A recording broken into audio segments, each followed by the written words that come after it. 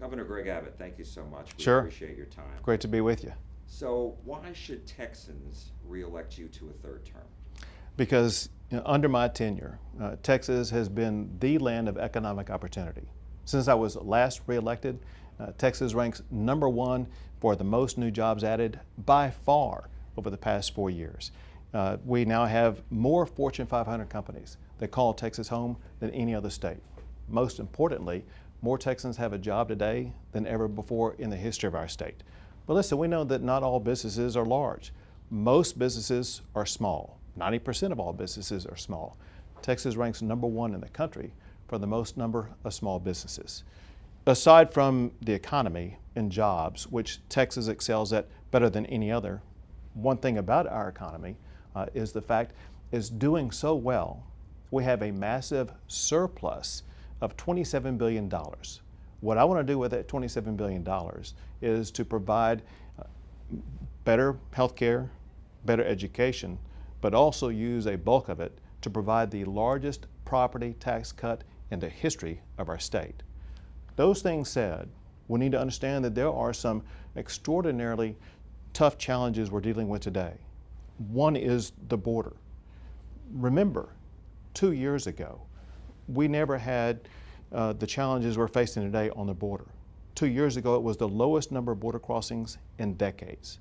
Today, under the Biden administration, we have the highest number of illegal immigration crossings ever. I'm the only candidate in this race who has done anything to secure the border. In fact, I've done more than any governor in American history to secure our border. Whereas my opponent, Beto O'Rourke, said there's no problem on the border. And he's said other things such as that he wanted to provide legal status to illegal immigrants who are coming into the United States. That would do nothing but attract more illegal immigration to our state. And then there's another enormous difference between where he and I stand on public safety. I signed a law last session to defund any city that defunds police. We've seen the chaos that's occurred across our country because of unsafe cities, New York, Chicago, Seattle, Portland, etc., where they have defunded the police and they paid the consequence. We saw Austin defund the police, and it led to the highest number of murders ever. And we said, not on our watch will we allow police to be defunded. Defunding the police is something that Beto O'Rourke came out and said that he loved the idea of what Black Lives Matter was doing to defund and dismantle police. We could not have that leftist agenda. By the way, a leftist agenda that is being supported and advanced by George Soros, who gave $1 million to Beto O'Rourke because George Soros agrees with what Beto agrees with, and that is open border policies and defunding the police. That is wrong for Texas, and I will fight against it. Wanted to ask you, how well is the state government working? When you read the headlines across Texas, the Texas Juvenile Justice Division is not accepting new kids anymore because of staffing issues. They've implemented emergency protocols. The foster care system, a federal judge has threatened Texas with imposing significant fines. So what are you doing to answer that and to resolve these issues? Well, when you run the state, of course, there are literally hundreds of different agencies and projects that we work on to make sure that the state is running well. Two of those agencies that you mentioned, I'll answer each of them. One is in the juvenile justice system. Listen, they are dealing with the same challenges that the private sector is dealing with. And that is the private sector across the board cannot get the employees that they need to do the job. And the same thing is happening in the public sector also. And in the juvenile justice system, they have an inadequate number of employees, and they are able to leave there and actually get a higher paying job in the private sector. And so what we had to do on an immediate basis was to provide and inject a pay raise so that we could retain the employees that we have and try to hire more. Now listen, with regard to the Department of Family and Protective Services, no governor has responded to help that agency more than I have. I'm the only governor in Texas history who made improving the foster care system an emergency item. We injected more funds than ever before, and we added more staff to be able to address the problems. we continue to address the problems as needed. There was a new strategy that was passed out of the legislature to make foster care homes more community-based. And we're in the process of working to implement that, hoping that it will lead to results. But Jack, a problem that we have in the foster care system, we don't have enough families and homes that are willing to take in these foster care kids. So one of the potential solutions to address that is to increase the rates that are paid to foster care parents to make it more attractive for them to take in our foster care kids. School security, you issued a number of directives after Uvalde, including exterior door checks at schools and also interim, unannounced, random inspections for intruders. And so I'm wondering, why didn't this come out of the 2019 law that was passed? Why is this only being called for now? Well, when you look at the laws that we passed in the past, there were school safety enhancements, which included things such as checking doors. And so and obviously that was one of the failures of what happened in Uvalde.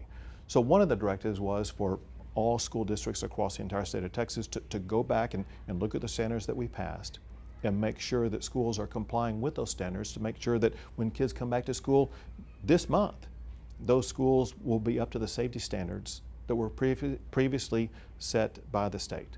And then some of the other things that you mentioned, I'll add to those things. But the intruder inspection. So that was not an idea that anybody came up with. I learned that idea from a school superintendent in the aftermath of Uvalde.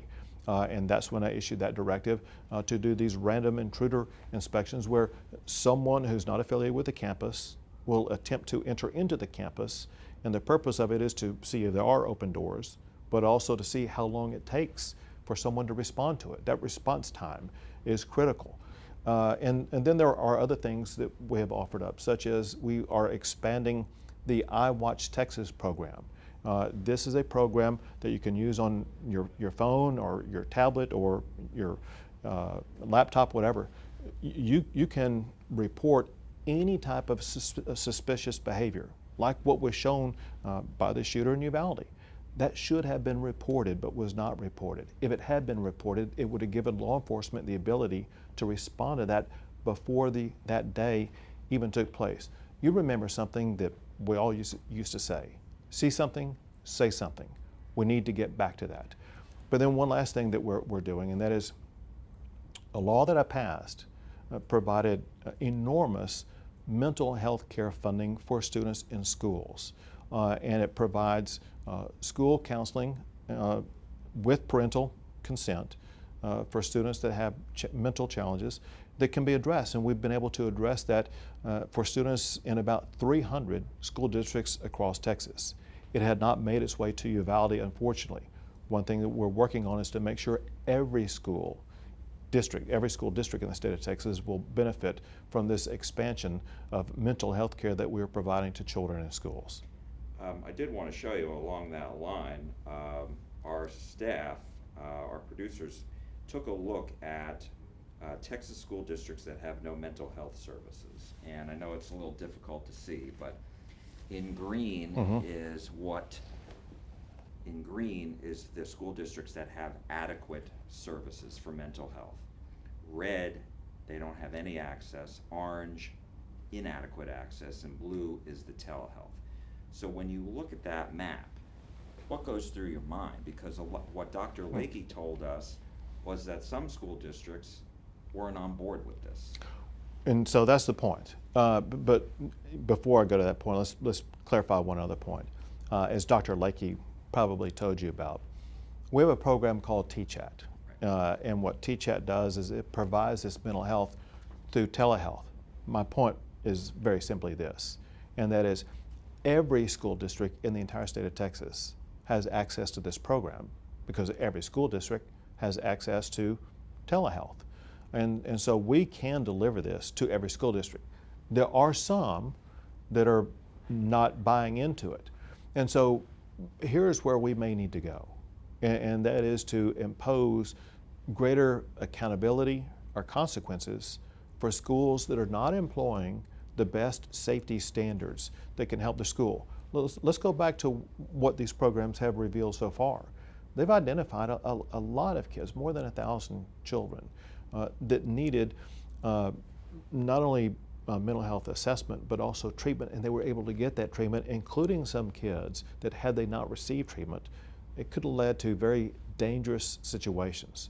So we know that we've been able to de-escalate something because we have provided this program, and we need more schools and school districts to adopt this program that will provide mental health for children in schools across the entire state of Texas. You've made headlines on the border as far as your war of to New York City Mayor Eric Adams.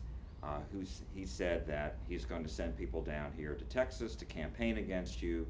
I think you were quoted as saying, "Make my day." In response, he said you are no Clint Eastwood, and he called you an anti-American governor and a global embarrassment. How do you respond to that? Well, let's talk about globally for one. More businesses are choosing to locate in Texas because of our exceptionalism that we have in this state, including, by the way, businesses that are fleeing New York and coming to Texas.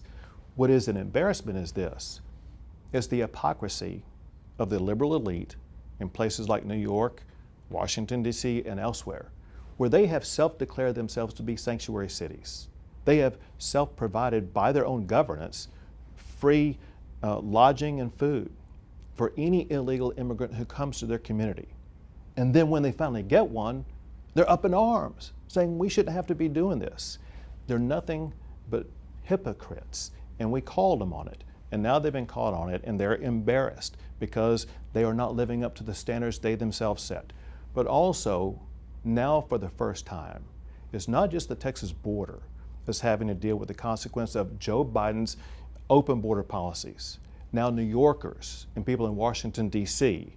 are having to deal with it, and as a result of that, Americans across the country are seeing the results of what is really happening on the border. There were so many networks in this country, so many newspapers in this country that were not reporting on the chaos on the border caused by Joe Biden, that now for the first time, their audiences are getting to see, hold on, there is chaos on the border, and that chaos has come to New York. Now we finally got their attention.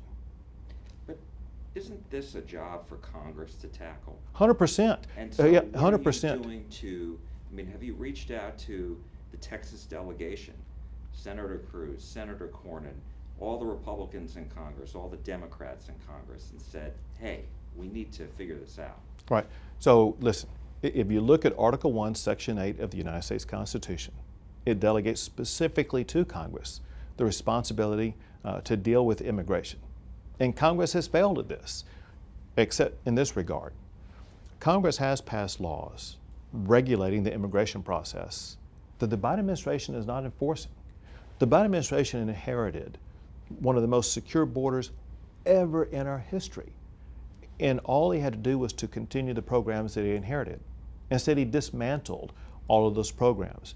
And now we're dealing with this chaos. Yes, if Congress were to step up and do their job under Article 1, Section 8 of the Constitution and pass laws that made our border more secure, that would change things. But in Texas, we don't have time for that. And that's why I deployed the National Guard to secure the border. That's why I've deployed the Texas Department of Public Safety to arrest people who are coming across the border.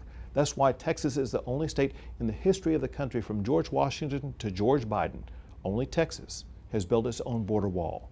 And now Texas is sharing our pain with the rest of the country that has a responsibility to go through that pain themselves, so that all of America will make clear to leaders in Washington, D.C., the time is now to step up and fulfill their job and pass laws and execute those laws to secure our border. Governor Greg Abbott, thank you so much for your time. We appreciate it. Sure. Thank you, Jack.